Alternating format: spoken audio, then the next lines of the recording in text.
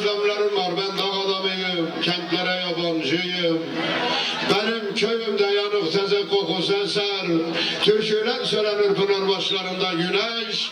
Her sabah önce bana doğar. Çevremde 4 mevsimin izi var.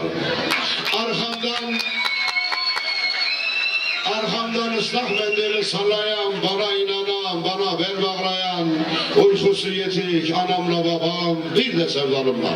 Ben dağ adam onlarla güçlüyüm.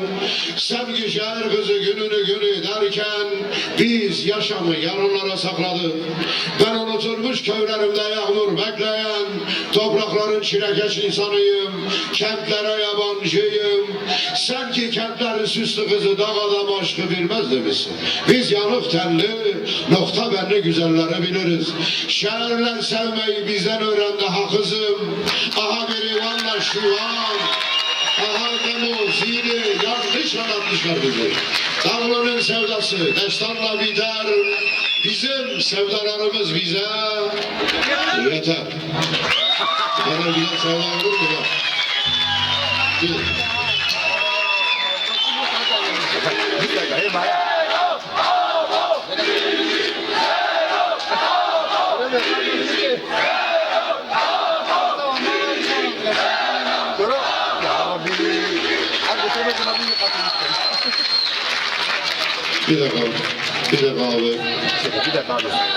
Bir dakika abi. Sevdamın hikayesi Memuzin gibi destansıdır. Bir Karacadağ efsanesi olur Ahmet Arifçe. Türküsü şivan perver sazında ağıtlaşır. Tarih heykelleri kadar sessiz ve ölümsüzdür. Nemrut'tan seyrettiğim en haşmetli gülüş odur o. Gizli sevdamın kahramanı işte o var ya o. Devam ediyoruz bir dakika. Özür dilerim. Gözlerinin rengi Mezopotamya yeşilidir, umuttur. Cudiden barışa uzanan bir zeytin dalı. Sübhan Dağı'ndan selam dolusu yar mektubudur.